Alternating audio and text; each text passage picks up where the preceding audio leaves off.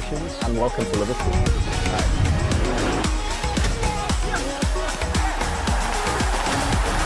This Liverpool team is something very, very special.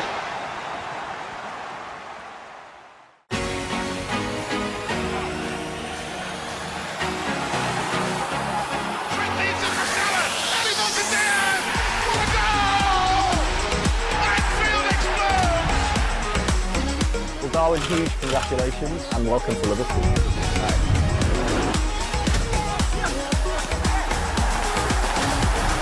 This Liverpool team is something very, very special.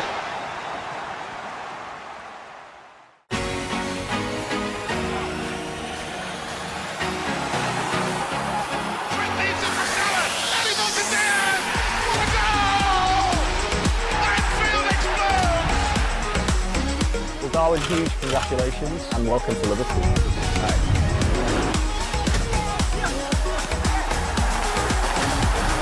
This Liverpool team is something very, very special.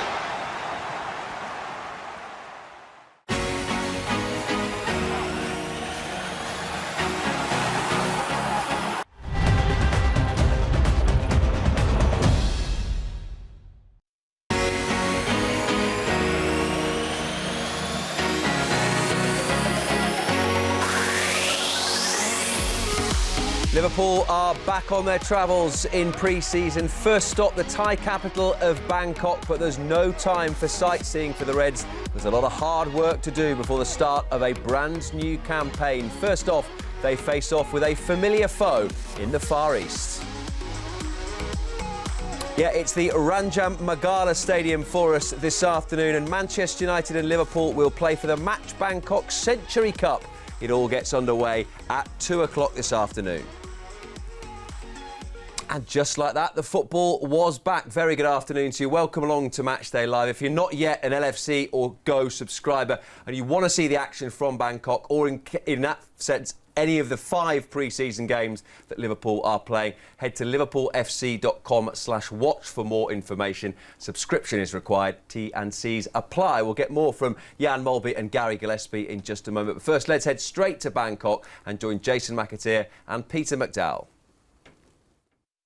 Thanks, Rob. It's been an interesting build-up here. They've had heavy rain, covers have been on the pitch, and there is a bit of a concert that's going to be happening all before we kick off. And important to remember, this is a pre-season friendly, but in fact it's been almost like a build-up to a European Cup. Finally, the level of excitement. Fans have been inside here for 4 or 5 hours before kick-off. It's been a great welcome, Jace. Absolutely brilliant. I've been here now for about 3 hours outside the ground. I've just arrived. And you're right, there's thousands of fans outside. We've brought Jamie Webster with us, who's done a bit of a concert, which was amazing. Great little bit of a sing-along out there. But when you come in, I mean, it's so different from last night's open training, isn't it? There's a real buzz about the place, loads of Liverpool shirts. They're just trying to get the water off the plastic now. As you said, there's a concert. Jackson Wang, who's now my new best mate out in Asia. Has he got as many tickets. Followers as you? No. Just the 18 million? Just the 18 million followers he's got, yeah. So he's going to do a little bit of a sing-along. And you're right, it's got that feel of a Champions League final. We were so privileged last night to watch the inside training. We were stood right next to it. You could see how fast it was, how intense that first session was. I mean, some of these players have only had 3 days training. It was like they'd never been away. Well, that's it. I mean, we spoke at length, didn't we, about pre-season, and it is different, certainly from my day, where we probably get 4 weeks off, maybe play 2 internationals. You know, these lads now are just, it's rolling into one the season, isn't it? Because 63 games last season, and they all go away and play international duty. They probably get 10 days, 2 weeks maximum off. So it's not that they come back unfit, it's just the sharpness that they have to really pick up on. And you could see that last night. There wasn't a lot of running done, as in just running without the ball. It was really just a quick couple of laps and then straight into intense sort of a keep ball session, tight keep ball. And then the manager wanted to obviously get his tactics over, and they were working on closing and pressing. We had Jose Enrique with us last night, who's worked under Jurgen, and he was giving us a great insight, because like he said to me, it hasn't changed the training. You know, it's still the same. Jurgen's still doing the same stuff as what Jose did probably 5 years ago. So it was all about intensity. It was all about getting the ball out and finding that sharpness. Also in terms of the conditions, because as you know, it's very changeable, the weather. We've gone from searing heat to cloud to rain. It will come as good news, that, to the players, won't it? There's been a little bit of moisture in the air for a first game. You couldn't get it more perfect for a football match. I mean, last night was really hot and humid, as you said. You know, it's opposite today. There's a slight bit of damp in the air. It's threatening to rain. It's overcast, so there's no real sun. Certainly not that humid. And do you know what? The pitch will have that slippiness to it, and that'll add to this. Man United with a slippy pitch. That's yeah, that's a recipe, isn't it? It could be lively. It could be the last thing that Manchester United need, a game against Liverpool with a new manager. But then again, they will look at it that it could be just what the doctor ordered. We hope it's not. We hope it's a good game, and we'll continue that build-up with Jason and with some special guests here in the not-too-distant future. Pete, thank you very much indeed. Gary and Jan, very good afternoon to you. 25 days to go then, Gary, until Liverpool kick things off on the banks of the Thames against Fulham.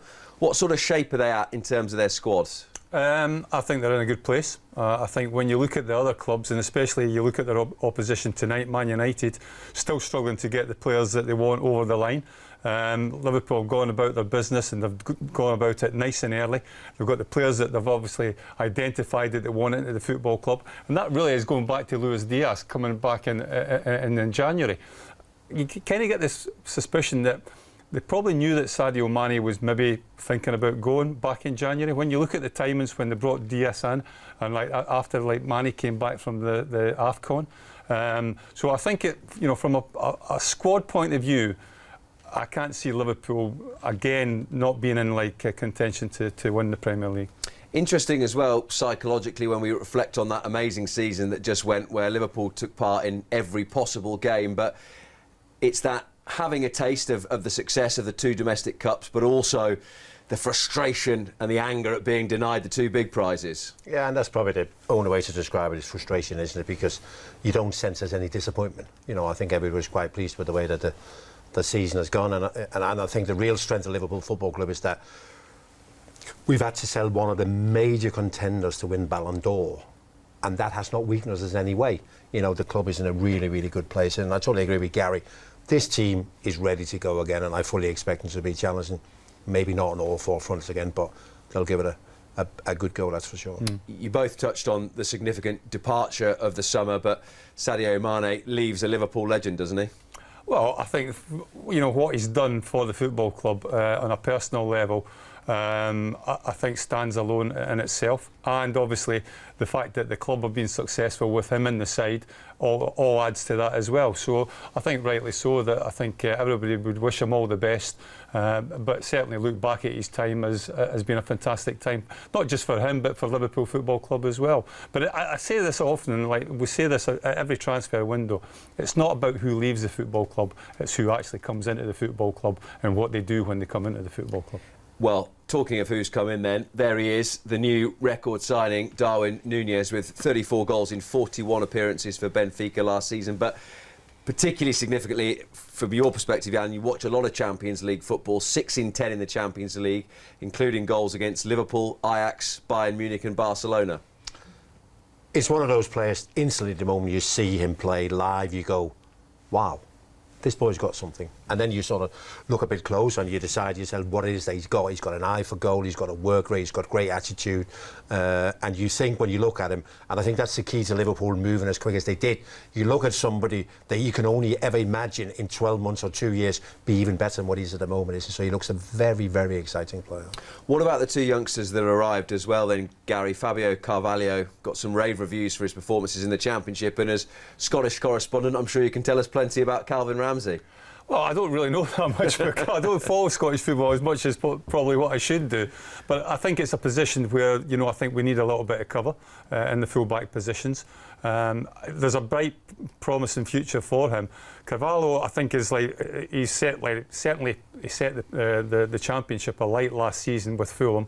Again, they're young players. I don't think we should be expecting too much from these sort of young players. I'm sure they'll play some part throughout the course of the season. But in saying that, I think if you look at the history of like how Jurgen's gone about his business, he's always liked to bring young players in, but very seldom throws them really in at the deep end as such when it comes to like the Premier League or whether it comes to big games. I think therefore the future, I might be wrong because they might be that good that they actually get the opportunity to play as early as possible. But in saying that, I think when you look at it, the pressure is on Núñez more than like I think it is on the two youngsters. Well, Jurgen Klopp has indicated in the last couple of days particularly that he's happy with the squad he's got at his disposal. Let's get his thoughts ahead of this game this afternoon though. He's been speaking to Peter McDowell. Big crowd in Bangkok, Liverpool against Manchester United. Some start, isn't it, boss? Kickstart, really. So, we will see. So the sessions so far look good, but we all know the internationals came only back when we saw them in the plane or here in the hotel first time. So 1.5 sessions for them. Everybody will focus, hopefully able to play half an hour. So we'll change twice the whole team. It's interesting, and we will see where we stand. It's all okay. It's a tough one, but we wanted it, and now we face it. A little bit of rain. The climate obviously is interchangeable. Not too much rain though. No, it was when we were in the hotel. I thought, oh, in time the rain started. No, it's okay. And the pitch looked good yesterday, I have to say. So hopefully this is the case again, and then we will see a proper football match. Just finally, we hope to see Fabio Carvalho. Darwin looked like he had a little bit of a problem. Is he okay? He's going to play tonight? Yeah, looks like we will both can play. Pretty much everybody can play apart from Diogo, and he could play as well, but there's no need for any kind of risk. So the other boys will all get a few minutes. Enjoy it. Thanks, boss. Thanks. Yeah, 3 sets of 30 then for Jurgen Klopp and Liverpool this afternoon. Let's have a look at the first 30 minutes in the team that will play initially against Manchester United this afternoon. Alisson in goal, 2 young fullbacks, Mabea and Chambers, either side of Gomez and Phillips. The captain, Jordan Henderson, alongside Tyler Morton and Fabio Carvalho, who we'll get to see for the first time in a Liverpool shirt. And then a front 3 of Elliott, Firmino and Diaz. Yeah, and we heard Jason speaking a little bit earlier about what the point was of pre-season, for want of a better phrase. And we were talking before we came on air about the days you used to go and play, what was it, Danish 3rd division teams? Well, we used to go to Scandinavia mainly because I think that was as far as Liverpool knew. That's where the fans were. So let's go to Scandinavia. We've got loads of fans, and then we could have sort of low-key matches to build up your fitness. In our day, we came back for pre-season unfit, but we were encouraged to come back unfit. Go and have some holiday, come back, we'll get you fit. That doesn't happen anymore. So the players come back, they're ready to that intensity already. We would not have been anywhere near that intensity for the month back in the day when we used to do pre-season. So these boys will be ready, and all the things that we expect from a Jurgen Klopp team is exactly what we're going to be seeing, even pre-season. It's fascinating, isn't it, Gary, the level of detail and sports science that Jurgen will look at. I spoke to him on Friday and said, look, is it a different pre-season because of this 6-week gap we've got? And was expecting a fairly brief answer and got probably about 3 or 4 minutes about everything that they were doing and the internationals that were coming back and the stages, and even saying that the first week of the season will actually be a bit of a carry-on of the pre-season. So everything is thought of to get them bang ready for the start of the campaign. Well, it's all about the first game of the season, really, at the end of the day. But with I think it's a far shorter pre-season. I think normally, if you look at Jurgen over the past 4 or 5 years that he's been here, he likes to play about 8 or 9 games in pre-season. I don't think that's going to happen this season. But in saying that, these guys are super fit, and it goes down to the minutest detail. You know, I was watching Oxlade-Chamberlain coming off that bike thing that he was doing. He's got all sorts of chest monitors on him. I mean, that just would not have happened back in our day. So these guys are super fit. Just a reflection as well on the man in our picture right now, Mohamed Salah, a massive. We talked about signings, but a huge boost as well, because it became a weekly question for Jurgen Klopp throughout most of last season, actually, about his contract. Well, now he's signed one. Yeah, but he couldn't be any other way, could he? We've got one of the best players in the world, and he's got it's on the list of his contract. Of course, it's a massive story, isn't it? But Liverpool did what they do. They got their business done more or less behind closed doors, and I think it was a pleasant surprise for most Liverpool fans when he decided that he was going to spend the next 3 years here with Liverpool. It was a massive, massive boost for the club. How much does that help a manager, having all his ducks in a row now and all the players there? And we're going to contrast it with Manchester United a little bit later on. They've got a new manager, but just one new signing in so far. Yeah, I mean, it's so important for the manager to be able to keep hold of their players. And you look back to the most successful Liverpool teams, they were all about longevity, weren't they? The players stayed here for a long time, and I think it's important. So I think Klopp would have been delighted with that news, because what Mo Salah brings to the way the Liverpool plays, isn't it? He would have had to find somebody very similar to that to bring the same, but not just bring the same in terms of energy and the ability to run in behind, but the ability to create and, more importantly, score as many goals as he did. That would have been near impossible task. And I think in the wider world there is always the question about any club, or you've got to have more, you've got to have someone else in this position. And we've even spoken about it with Manchester City for seasons. They've not got a centre forward, but they still score 99 goals. And the question for Liverpool has often been in that midfield area. But then you look at the list of Fabinho, Thiago, Henderson, Keita, Milner, Oxlade-Chamberlain, Elliott, Jones, Carvalho. Doesn't seem like they're missing too much. No, and I think you throw Elliott into the equation as well. And I think always in the background, I think in the manager's mind, that he had Harvey Elliott to come back. And I think, I mean, as fans and as pundits, we tend to forget. Start of last season, he played about the first 4 games of the season. It was absolutely outstanding. He was probably one of the outstanding players in that starting 11. So again, he's come back. He's had another year's experience. He's got over his injury. Curtis Jones, you can throw him into the equation as well. Another year's experience, a few games under his belt. Can only get better, can only get fitter, can only get stronger, get quicker. So I think he's got a lot of players to rely on in that midfield area. Every fan wants to see big signings, but you know, I think the squad at this moment in time, as you said at the top of the programme, I think is as strong as it has ever been. And the other point about that is that it's players that fit the system, and we've again spent another summer talking about players who've maybe left the Premier League, who clearly weren't part of how the manager saw his team play. Jurgen Klopp only really brings in people who fit what he's trying to do. Yeah, no, absolutely. And the way that he wants his midfield players to play, I'm never convinced, even when Liverpool are linked with big names, I'm never convinced that's what Jurgen's after. You know, he's after people who are capable of doing their jobs 60-odd times a season and are prepared to do it, and are also prepared to play football without necessarily getting the headlines, but just supporting the team both ways. I mean, if you play in Liverpool's back 4 and you've got that midfield in front of you, it's a dream. If you're playing the front 3 and you've got that midfield back and you're all over the pitch, you know, looking out for you, it's a dream, isn't it? So, as much as we've been linked with Jude Bellingham, and I think that's a big problem, isn't it? People link with Jude Bellingham and everybody goes, wow, what a player. And you can't get your hands on him quick enough, isn't it? But I'm always a bit reluctant when I'm thinking, will Liverpool ever spend that type of money on a midfield player? I'm a little bit unsure. Well, talking of midfield players, one man who got a taste of the action last season for the first team was Tyler Morton, and he's been speaking to Pete. Well, Tyler, your second pre-season as a first-team player. It's been some welcome from the players in this part of the world, hasn't it? Yeah, 100%. It's mad to see how massive this club is, and travelling the world and seeing all these fans, how excited they are to see us day in, day out. It's crazy, and we really respect it, and we're willing to show them what we got today. How much did that help last night, the opportunity to train on the pitch, a little bit of a crowd here as well, to get used to the climate a little bit? Definitely, it gives you a feel of what you're about to go into, especially today, and yeah, we're willing to show the world what we've been learning in the past 2 weeks or so, and it's just good to get our fitness back. Your targets are probably fairly clear this time last year, to stay in and around the first team. That's what you've done for the last year. How are your targets different this time around then? Yeah, I didn't expect last year, and I'm really happy with how it went, but I want to show more and more day in, day out, and just work hard as I can and give 110% every training session, every game, and I just want to stay where I am, and I want to be a player for this club. Good luck, mate. Thank you very much. Appreciate it. Yeah, Tyler Morton, part of that first Liverpool 11 of 3 for this game against Manchester United this afternoon in Bangkok, where we can return to now and rejoin Pete.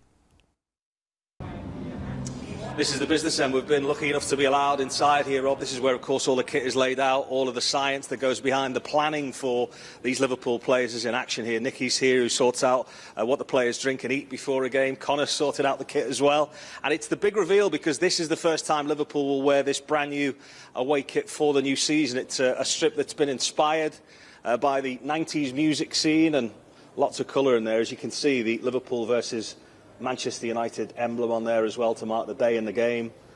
And it's Darwin Núñez's first time in a real kit as well. We've got Lee Radcliffe here, who is the man that's entrusted with making sure all of the players' gear is as they want it to be. Are the players as excited to wear a new kit as the kids that will be buying it this year? Yeah, definitely. I think, my little boy's been on at me all the time, oh, when we're wearing the white kit, But to be fair, Virgil van Dijk has been just the same.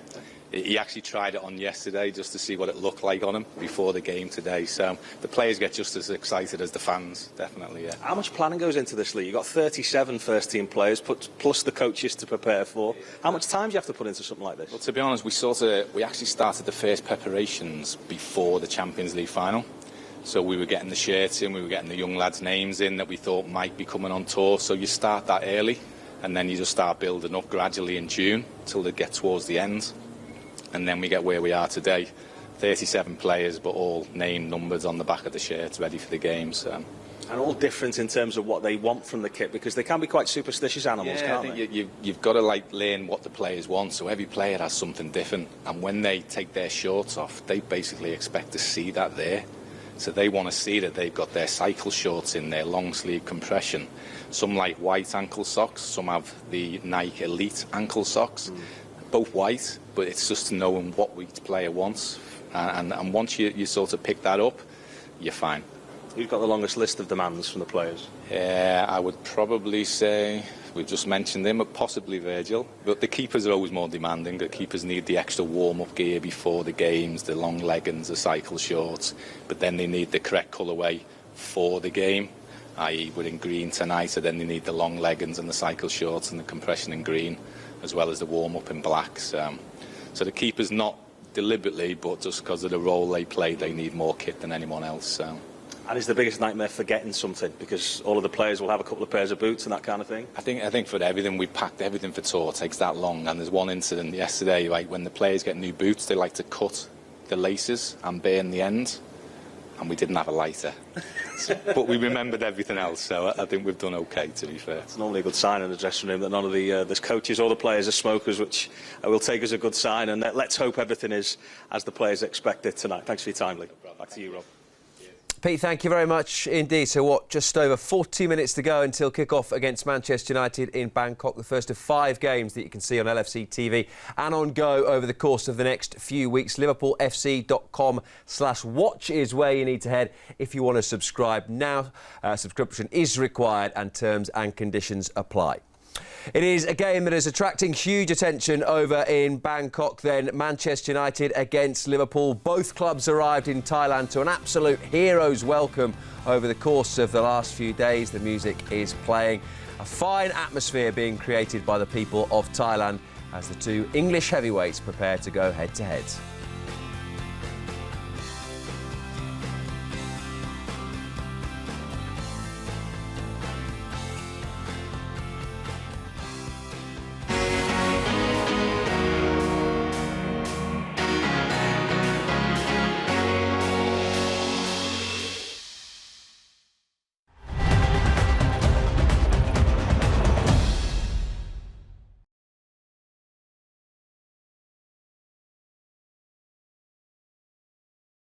It comes to Lallana! And Mane's turned in! And Sadio Mane for Liverpool! Shaqiri. Wijnaldum! Oh, Pickford's lost it! Divock Origi! Unbelievable! Number 6 is on its way to Anfield! And Salah for Liverpool! Have a little bit of that! There's the cross. Lovren! Stunning moment, stunning hit. What an arrival in a red shirt.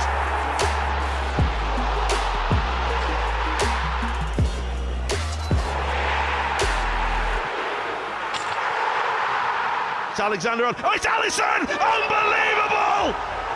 It's absolutely astonishing!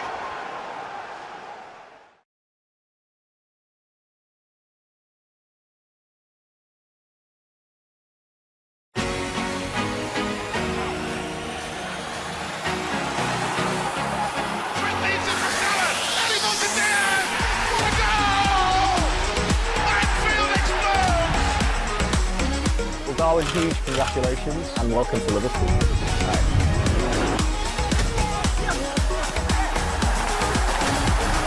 This Liverpool team is something very, very special.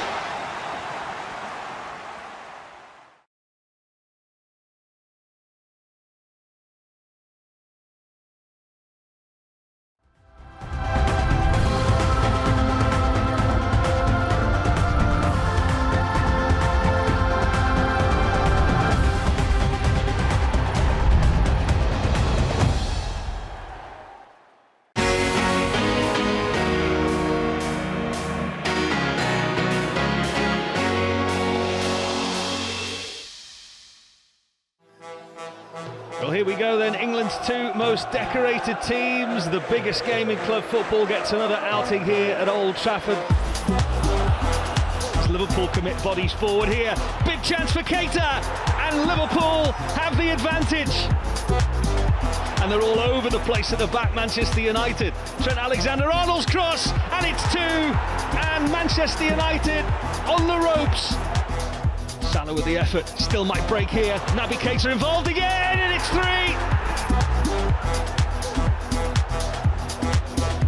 Robertson looking for Diogo Jota, and it's 4 for Liverpool.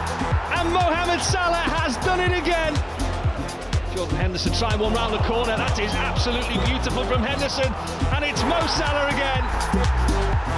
5 for Liverpool.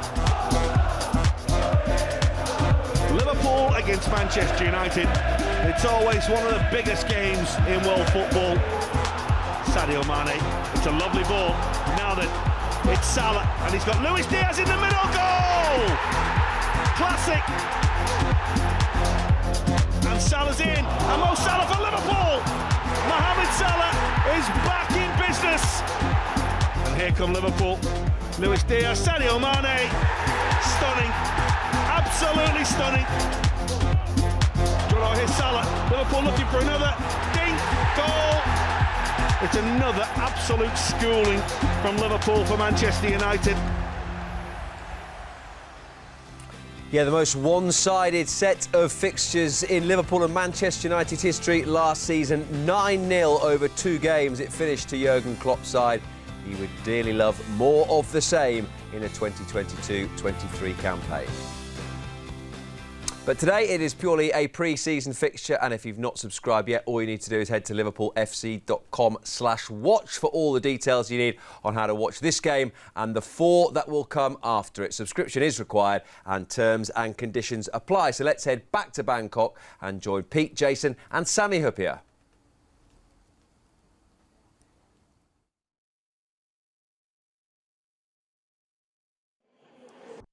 Yeah, thanks, Rob. We got Big Sammy with us. Jason McAtee we've seen already tonight. Sammy, welcome to Thailand. You love it here, don't you?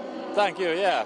It's great weather, a little bit of rain it was before, and the food is good, and yeah, nice to see so many fans here as well. Back to you in a second, but where the team is concerned, it's obviously going to be a mix and match, but we get to see the 2 new boys tonight. Which is good. Obviously Carvalho, young kid, he'd be itching to get started. Nunes probably had a slight problem yesterday. We surmised it wasn't here. It might have been blisters, but yeah, he seems to be fit and he'll be ready to go as well. I'm excited about Nunes. I think he's more ready than Carvalho. And Carvalho is certainly for the future, might play a big part this season, but Nunes, you think, will be in the thick of the action for most of the season.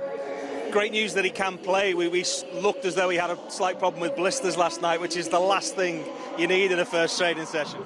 Yeah, it's not a nice thing. Of course, it's not gonna kill you or anything. That is not a big problem. But when it gets infected or something, that's always the case. And especially when you are in this kind of countries that is hot and humid, so it's that danger is always there. But blisters are a little bit just like, I don't know. They are there and you feel them, but I think when he gets going, he forgets the blisters. How much does the first game help you in pre-season? You can do all the running, you can come back in great condition, but to get out there and play some football must help with those preparations. Yeah, every minute on the field helps, and especially for the new lads that hours on the training field, that you get into the system and you get into your teammates and everything. Everything helps, and how many minutes you get in the pre-season on the field, that helps.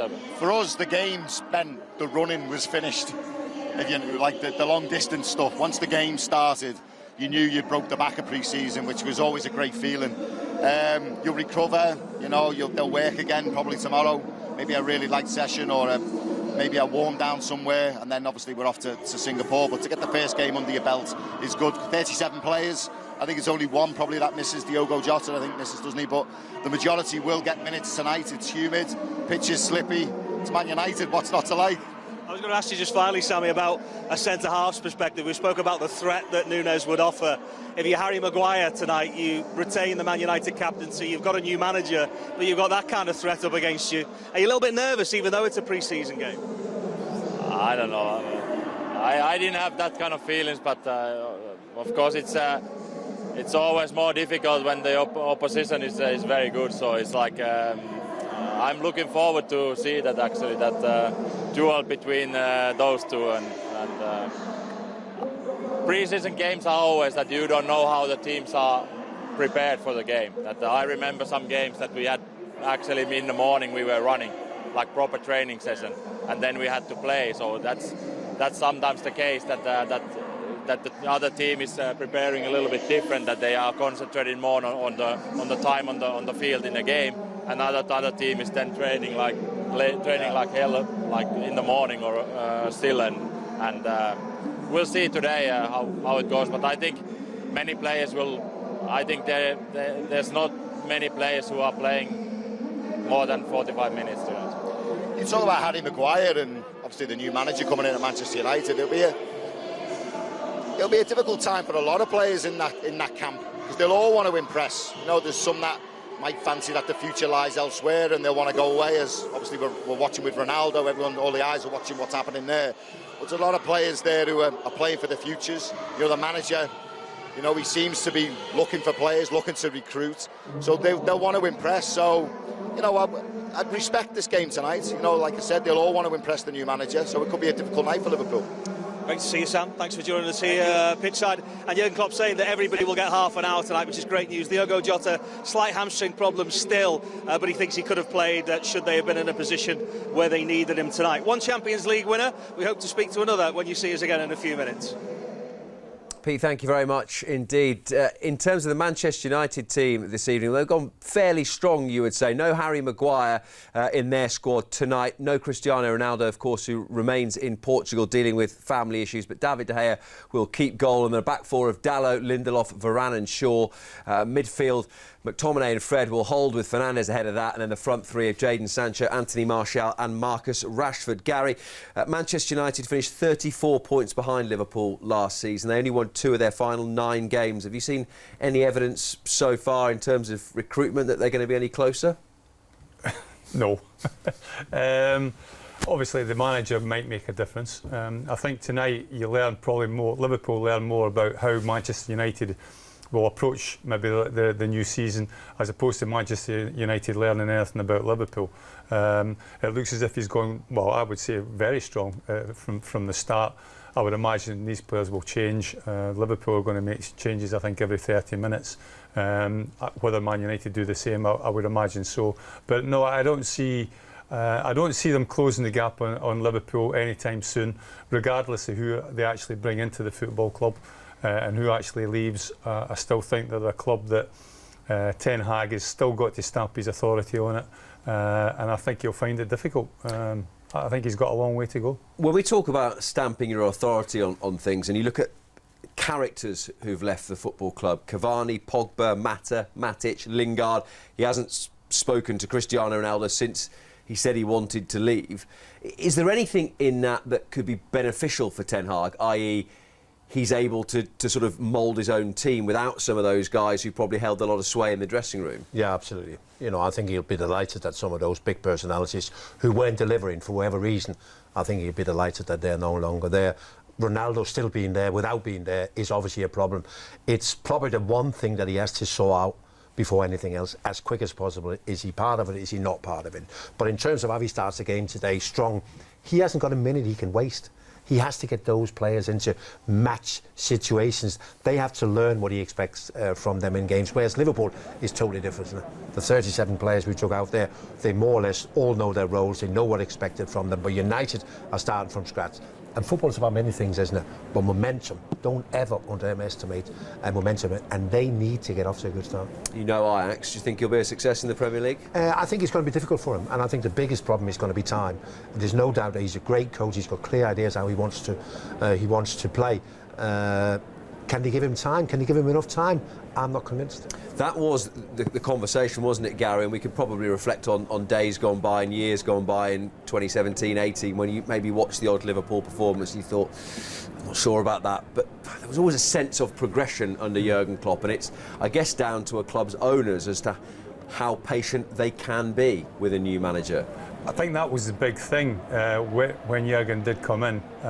He came in a bit like a whirlwind, didn't he? And I think as soon as he walked through the door, I think everybody kind of believed that he was the person to do the job. I think everybody bought into the philosophy, and I think with everybody pulling in the one direction, I think that gives you a little bit more time as a manager. But he hit the ground running, didn't he, Jurgen? I mean, he delivered more or less straight away, getting us to finals. I know that his first season wasn't as good, but in saying that, there was always that sign of progression. There was like a few comings and goings in the transfer market, and you're thinking, yeah, that's positive. And I think from everybody from without outside the club bought into what he was trying to achieve. And I think as his quote was, turn us all in from doubters into believers, and he did that more or less straight away. Well, I mentioned at the top of the show that there was very little time for Liverpool's players to enjoy the sights and sounds of Bangkok. You won't be surprised to know that the same can't be said for a certain Jason McAteer. Basta!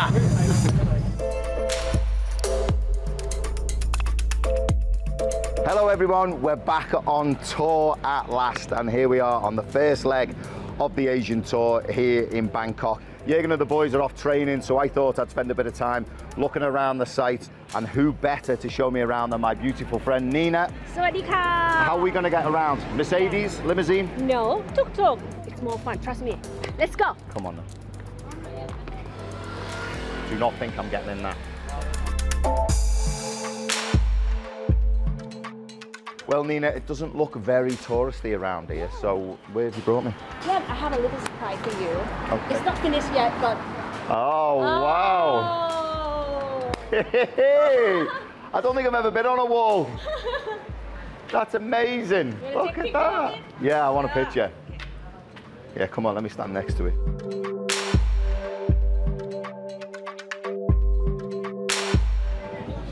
Thank you. Thank you. It's beautiful. So we're here in the flower market. Okay, this is beautiful, so we keep it, and we will go to the temple later, and for a blessing, and ask for a wish or a prayer. Or yes. Do you have anything you wish for? Yeah, Premier League title this season for Jurgen and the boys. Me too. Do you fancy it? Okay, let's go and make our wish. So, third step. Yes. Where have you brought me to? Giant swing, and it exactly look what it's like. And it's red for Liverpool, right? Yes. And do you still surprised about the size of the supporters here in Thailand? I mean, the following is magnificent. I mean, I got off the plane today and seen the players. Quite shocked by the amount of people that turned up in the airport, but I'm quite used to it now. So it was great for the team to see it, and for the people who haven't seen it, because it is breathtaking.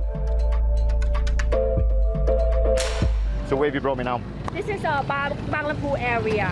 I can smell it. Yes, very popular for the street food. Do you want to try some? What's your favourite? Pork steak. Come on then, let's try that. Thank you. Like this, and then.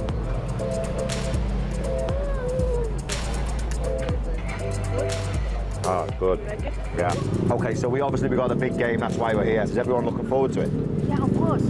Thai people waiting for the team to visit Thailand for, I think, it's about 6 years ago. 6 years. Who has the biggest support in Thailand? Would it be Liverpool or Manchester United? I can say it's 50-50, but if you Serious 50-50? Yeah, but if you ask me, I think Liverpool is the best supporter in Thailand. So I think it's only fitting that we finish off this fantastic tour with laying these beautiful flowers and making a wish. Yes. So why did you pick this temple? I think it is a good place because the name of this temple is Victory of War. In Thai, it's Wattana Songkram. Like it. So I think this is a good place for us for a blessing before the new season starts. So you lay them and make the wish, right? Yes.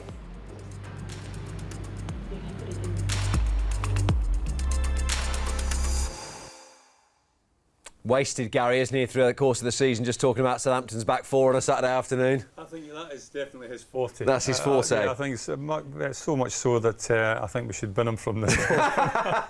How many times do you think over the course of the next 9 months will we hear about the fact he's on a wall in Thailand? Well, Jason's one of these players that, like, sometimes he undermines himself a little bit. He likes a little bit of boost now and again. I think with that mural on that wall, I think that it was more than make up for it. I think he was very, very happy with that. Yeah, I think that'll find its way into discussion as much as the fact he's been to a couple of World Cups as well. Let's head back inside the stadium now in Bangkok and join Pete and the team. Yeah, welcome back, gentlemen. We've got Vladimir Smaita with us, one Champions League winner before, and the former big Sammy Hoopier and former teammate of his in Vladdy Smaita. Vladdy, welcome to Bangkok and to this wonderful stadium. First thing you said when you came pitchside here is how impressed you were with this playing surface. Oh, yeah, it's fantastic. I played here in 2001 with Liverpool, you know, in the Asia Tour, but you can compare this pitch with our pitch when we play here. This is really, really nice.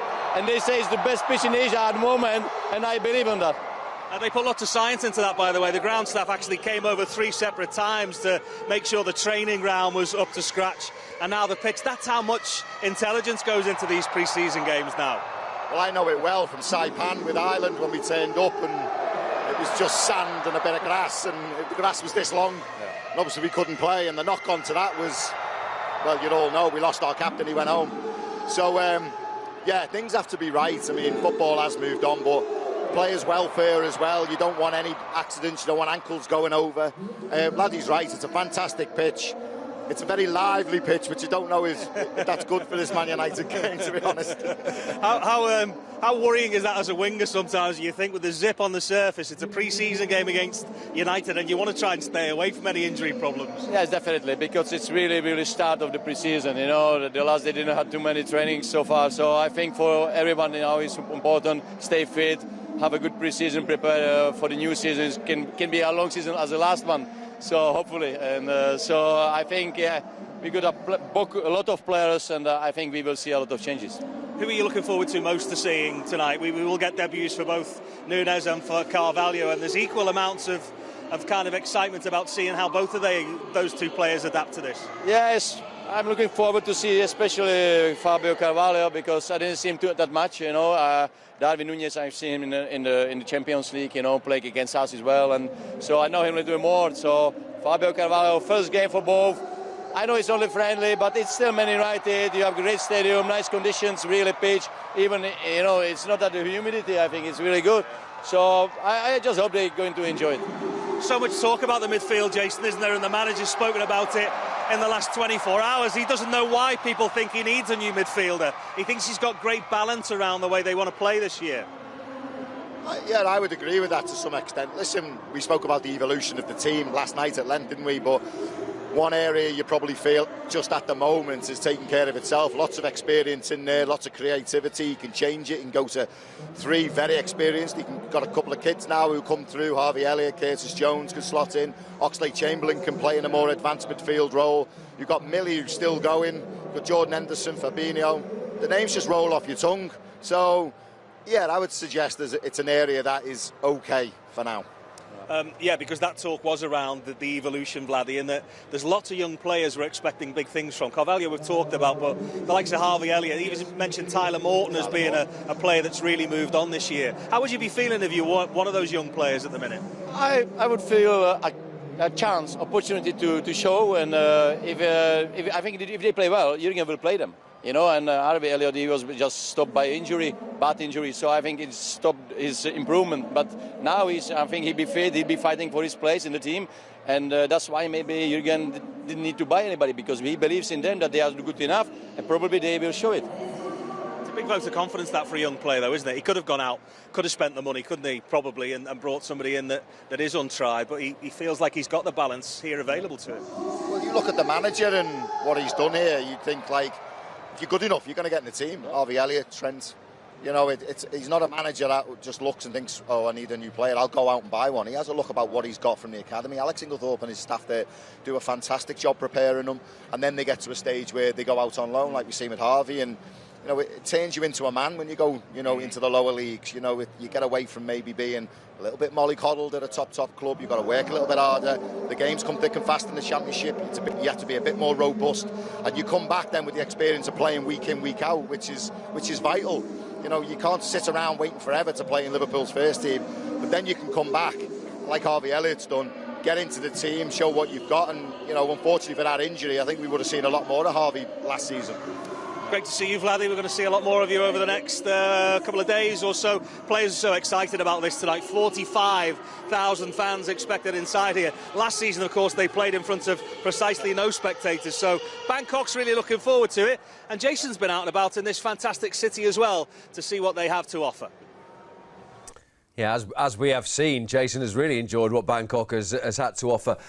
What struck me actually, Gary, in that VT whilst Jason was wandering around the city was the arrival of those players and how many people they were greeted by in Thailand. But the wider point would be the step up for the new signings who, if you have a bad game, even at maybe Benfica, you can probably get away with it, whereas someone like Nunes is into the fire now, whereas an expensive purchase in the Premier League, he's questioned every week if he's not scored almost. Well, the demands on you when you come to the Premier League, regardless of what football club you come to, are huge. But when you come to a club the size of Liverpool and the expectation that is expected of you when you come to a club like Liverpool is massive. And it's not a case where you can maybe have one good game, score a couple of goals, and then you go disappearing and you go missing for like 2 or 3 games. That's not the case. You have to be consistent. You have to be consistently good in your performances, whether you're scoring goals or not. But I think he's more than capable of that. I think he's done his apprenticeship, if I say that, at Benfica, which is a major club in European football when you think about it. So I think more so for the youngsters, I think it's a big step up. We're talking about Harvey Elliott. He managed to do that last season. Curtis Jones has managed to do that as well. We're going to have a look at young Tyler Morton as well, and a couple of the young fullbacks as well this afternoon.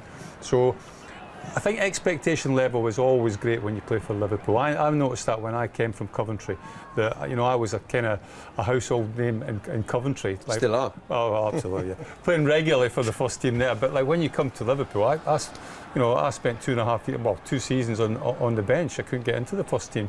Do you think you would have found it hard if you'd have gone straight into it then and playing every single week? Who knows? I mean, I don't know, to be quite honest with you. But I think you sit and learn and you watch, and you're involved in like the training, obviously. And I think you do learn from your peers. I certainly learned from the likes of Hansen, the likes of Lawrence, and Phil Thompson was very much a mentor of mine as well, because I played a lot of like times in the reserves with Phil, and you do learn from that. But ideally, I mean, you want to go straight into the first team. I mean, I think Jan did that when he took over from Graham Souness. But again, when you do that, there is pressure on you. Yeah, I mean, that is it. We've talked about it right at the top of the show, that they are big boots to fill in terms of Sadio Mane. And it's not a direct replacement, but it might be in terms of position where Sadio finished the season. And Gary talking about following Graham Souness was no easy feat. So did it prey on your mind psychologically at any point, just what pressure was on you? Not really. I don't think there was the same sort of media attention on things back in those days. And I think Liverpool, with their backroom staff, was always very good at never making sure you never felt that pressure, although of course there was pressure, and you realise after 5 and 6 months, to start with not so much, but after 5 and 6 months when the results weren't quite what we'd hoped for, then you feel the pressure even more. But for these boys, I mean, they know what they're walking into. Liverpool is a level now, isn't it, where we can't wait. Everything's about now, isn't it? So if you're ready, you'll play. If you're not, you'll have to wait. And I think the players know that. Success helps as well when you're successful. Absolutely. Yeah. And I guess success also helps younger players. And Jason touched on it there, that there has been that theme throughout Jurgen Klopp's time, that if you're a young player and you're good enough, you will get opportunities. It's not like you see with some clubs on pre-season where you come along, play a couple of minutes, have a lollipop and get sent back to the under-23s. If you deserve to stick around, you will do. Well, I think the cream rises to the top, and I think when you're working with these players day in, day out, and for a long time now, when you look at like young Tyler Morton, he's been bled into the first team on a regular basis last season in many games, and like the likes of Harvey Elliott. There's always standout young players, and I think Harvey Elliott was certainly one of them. Curtis Jones, again, coming from the academy. Trent Alexander-Arnold is like probably, exceptional. He's he's just different gravy now. He's probably the best right full back in the world from my point of view. But if you are good enough, you're old enough with Jurgen, and I think he understands that and appreciates that it's not all about just going out and spending 50 million on a fullback or 50 million on a central midfield player. He likes to give the youngsters an opportunity, and hopefully they are good enough to take it. And the other point about the youngsters on this trip, particularly where there is downtime, there are travel days, is if you're a young 17, 18-year-old, you want to be in the ear of the Jordan Hendersons and the James Milners and the Virgil van Dijks every moment that passes to say, well, how do I get to this point that you're at now? But they will look at it all, won't they, and go, wow, no idea that this is what is required. But this is a great step. But I also think there's another point to what we've seen during Jurgen Klopp's time is that we've seen a lot of youngsters, and some of them we only see once or twice, and that's because pretty quick they realise they're not going to make it here, and then they're the ones they're other ones you see every now and again, and they're the ones who think they've got half a chance to work with them behind the scenes. And then of course you've got the exceptional ones that the first time you see them they get involved permanently with the first division. But it's very exciting, but it's a daunting task to go abroad with Liverpool and being amongst all that pressure, all those fans, and of course all those magnificent players that we have in our first team squad now. Final point then, what can we expect, or what can we conclude from today, if anything, or is this just a knock around and a runabout?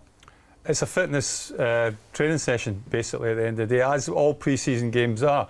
The only extra added spice is obviously the fact that you've got 45,000 people watching the game. It's obviously broadcast all over the world, and certainly, you know, when you're playing Manchester United, a Liverpool against Manchester United game is always a special occasion. But first and foremost, I'm sure the manager will be saying this is a training session, get your fitness. All right, Quick reminder, if you have not set yourself up yet and subscribed, then you still can. There is still time before that 2 o'clock kickoff over in Bangkok this afternoon. LiverpoolFC.com/watch, the first of 5 games live and exclusive here on LFC TV and on Go as well. But we are almost ready to go over in Bangkok. A first run out for Liverpool in pre-season. It comes against Manchester United in front of more than 40,000. The action is next.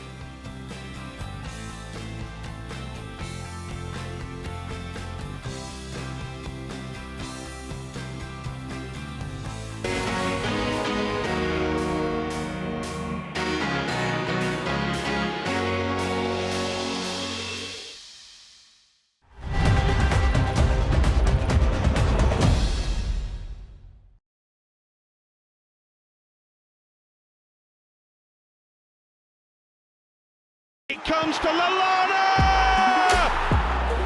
And Mane's turned in, and Sadio Mane for Liverpool! Shaqiri, Wijnaldum! Oh, Pickford's lost it, Divock Origi! Unbelievable! Number 6, it's on its way to Anfield! And Salah for Liverpool! Have a little bit of that! There's the cross, Lovren! Stunning moment, stunning hit. What an arrival in a red shirt.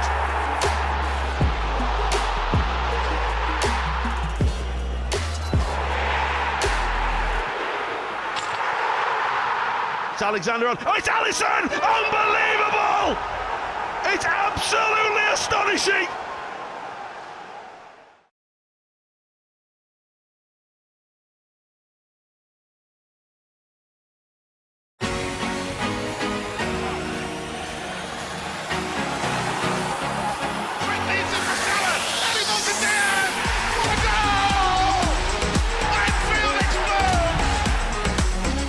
Darwin, huge congratulations and welcome to Liverpool.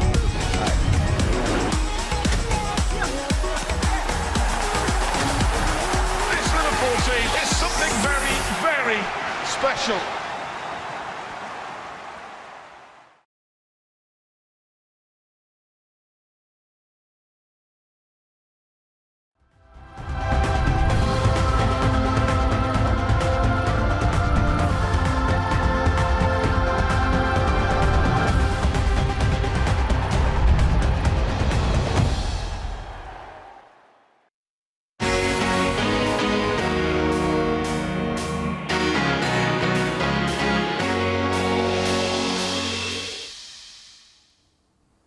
Well, the pre-season programme starts right here as Jordan Henderson prepares to lead out Liverpool in Bangkok at the Ranjamangala Stadium. It's